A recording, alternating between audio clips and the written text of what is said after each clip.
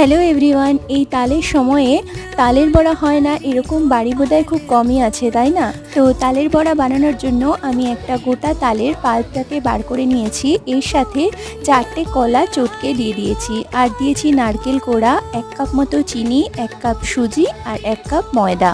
একটা তালের পুরো পাল্পটা বার করে নেওয়ার পর আমার মোটামুটি 2 কাপ মতো তালের পাল্প হয়েছিল।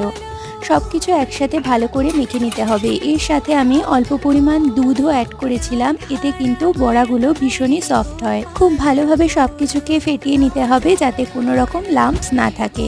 কড়াইতে দিয়ে দিয়েছি অনেকটা পরিমাণ সাদা তেল। তেলটা খুব ভালোভাবে গরম হয়ে যাওয়ার পরে তালের মেখে নেওয়া মিশ্রণটা থেকে অল্প অল্প করে নিয়ে ছোট ছোট বলের আকারে গরম তেলে ছেড়ে দিতে হবে। মিডিয়াম ফ্লেমে রেখে বড়াগুলোকে খুব ভালোভাবে উল্টে পাল্টে লাল লাল করে ভেজে নিলে উপর থেকে মুচমুচে আর ভেতর থেকে সফট টেস্টি তালের বড়া একদম রেডি।